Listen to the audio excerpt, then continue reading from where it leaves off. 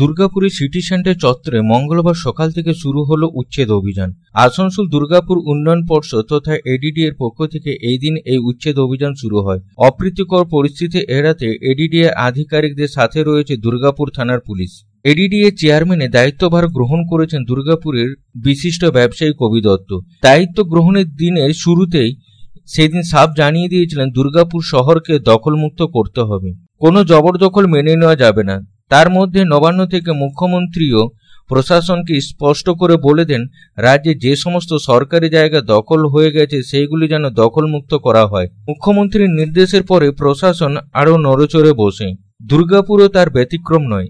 ইতিমধ্যেই সিটি সেন্টারের বিভিন্ন এলাকায় দখলদারদের নোটিশ দেওয়া হয় এডিডি এর যে জায়গা তারা দখল করে বসে আছেন সেগুলি ছেড়ে দেওয়ার জন্য। নোটিশ পেয়ে সিটি সেন্টারে কিছু জায়গা যারা দখল করে ব্যবসা করছিল সেই সমস্ত অস্থায়ী দোকানপাট তারা সরিয়ে নিয়ে যান নিজেদের উদ্যোগে। কিন্তু এরপরও যারা জায়গা ছাড়েননি সেই সব জায়গা দখলমুক্ত করতে এদিন সকাল থেকে উদ্যোগ হয় ADDA. City centre, bus stand, smart বাজার আশেপাশের জায়গাগুলি যে সকল অস্থায়ী কাঠামো রয়েছে সেগুলি ভেঙে ফেলার সাথে সাথে যারা এখনো পর্যন্ত জায়গা জুড়ে বসেছিলেন তাদের সেখান থেকে সরিয়ে দেওয়ার কাজ শুরু হয়েছে সকাল থেকে। তবে এবারে এই উচ্ছেদ অভিযানে কোনো রকম অশান্তির খবর নেই।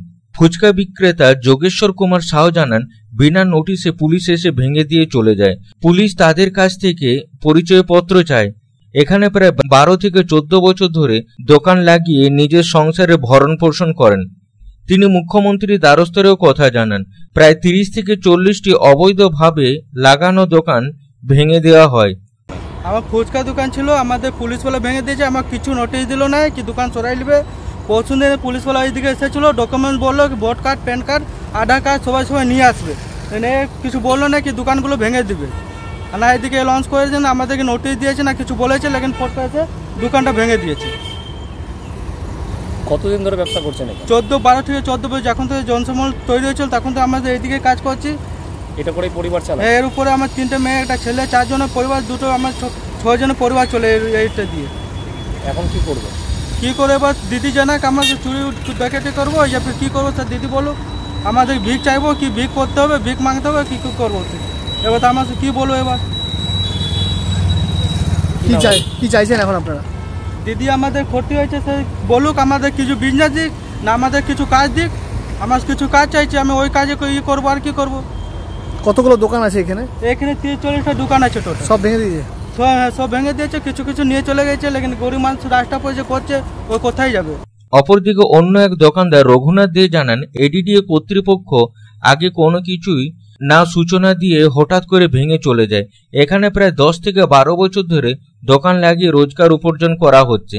তারা অভিযোগ করেন যে অনেকেরই অবৈধ দোকান ও জমি দখল করে নির্মাণ করেছে, কিন্তু তাদের প্রতি কোনো পদক্ষেপ নেওয়া হচ্ছে না। আমাদের এধারে ভাঙতে আসার কোনো অ্যালাউন্সও করে নাই, কিছুই না, হঠাৎ করে ভেঙে দিয়ে চলে গেল।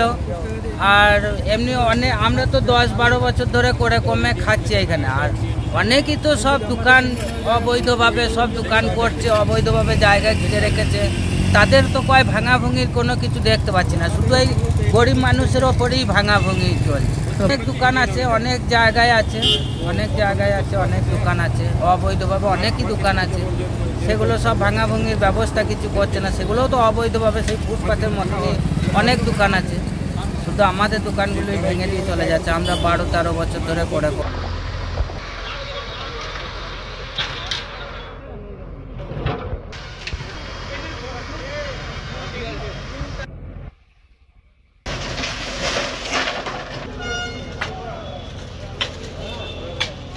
দুর্গাপুর থেকে সাধন রোজের রিপোর্ট, পাবলিক টাইমস।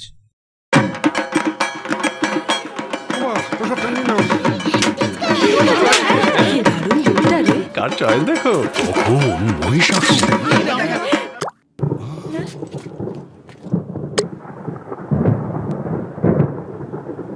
পুজোর আড্ডায় ব্রেক চেঞ্জ করে নাও ঠিক, নো মাথায় হাত। লেটস গো টু ছাদ। পুজোর সকাল বিকেল সেই ডুব দিতে চায় আড্ডাতেই, ছাদেই বাঁধন হারা ভরসা দিচ্ছে টাটা, টাটা স্ট্রাকচারা।